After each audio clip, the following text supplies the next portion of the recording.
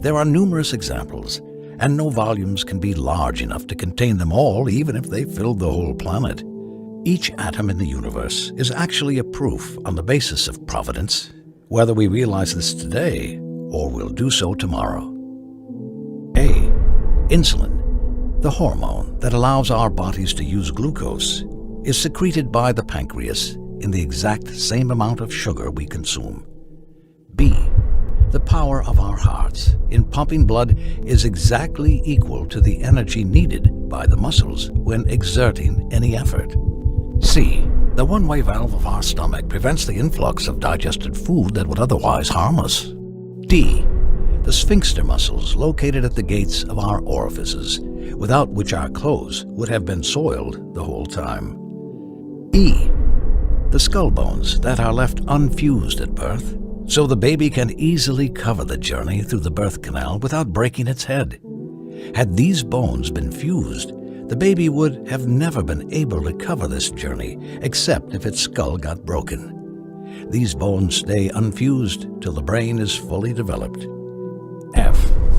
All the axes of your nerves that convey the electrical signals are covered with a dielectric layer, as we do with electrical wires, so that the electric signals do not get lost or disturb us. G. The electron revolves around the nucleus at a speed of 1,000 kilometers per second, or otherwise it would collapse inside the nucleus by the force of attraction of the positive nucleus, and the universe would have collapsed before it even began. So, this is the ideal speed for forming the atom. H. When two atoms of hydrogen combine, 0.7% of the hydrogen mass turns into energy. If this mass was 0.6% instead of 0.7%, the proton would have not combined with the neutrons, and the universe would have remained in the form of hydrogen, and none of the other elements would have been formed. If the mass converted to energy was 0.8% instead of 0.7%, the fusion would have been too fast, which would have led to the disappearance of hydrogen immediately from the universe, making life impossible. That's why this figure had to be between 0.6% and 0.8%. I. The electron mass constitutes 0.2% of the neutron mass, and this mass is ideal for forming the atom. J. After germination, the buds tend to go up directly to the light source, whereas the roots tend to go down because the buds are highly sensitive to light. All the information they need to function is encoded within the seed, and there are hormones that control the upper and lateral growth of the plant as well as the growth toward the roots, all of which is encoded within the seed. You eat the delicious fruit and throw the dry and tasteless pit away. This way, you are compelled by a controller who governs the whole universe, allowing that fruit to pass its genes all over the earth, giving you the savory taste while hiding the genes in the core of a smooth, dry pit that is not attractive to you. Once the seeds stick to the ground, it starts quietly transforming into branches and roots, and this is how the mother succeeds in passing her genes on to its children. All of this takes place in a plant that has no cognition.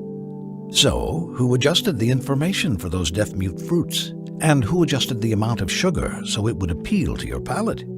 Who made the seed unappealing so you could dispense with it and throw it away? Who loaded the seed with sufficient genetic information to create a new plant with all its details and functions?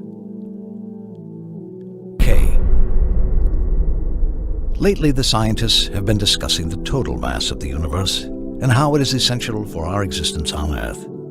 Inertia, this blessing which is given to our bodies in the form of resistance to any change in movement, originates from the mass of the universe.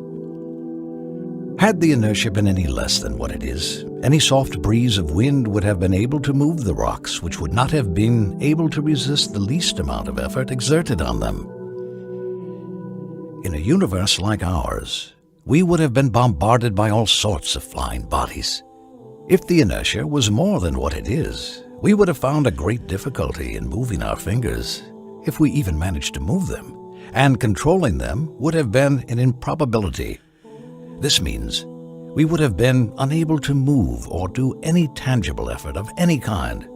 The first man created would have not left his spot, and the embryos would have not left the wombs. That is, if they even managed to take form in the wombs.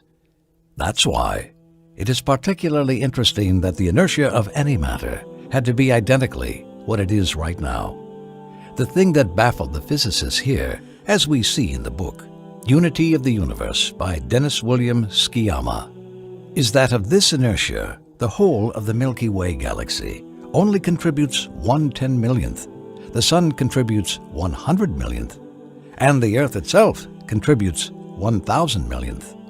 This leads us to realize that this ideal inertia we live on, and which allows us to partake on all our activities, is the overall value of the whole universe.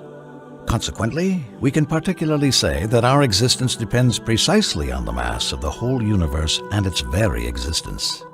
Allah says what means, "We did not create heaven and earth, and all that is between them in vain." That is the opinion of those who deny the truth. Woe betide those who deny the truth, when they are cast into the fire. Chapter 38, verse 27. The more we ponder and look, the more we realize the marvels, the wisdom, and the intricacies of this creation.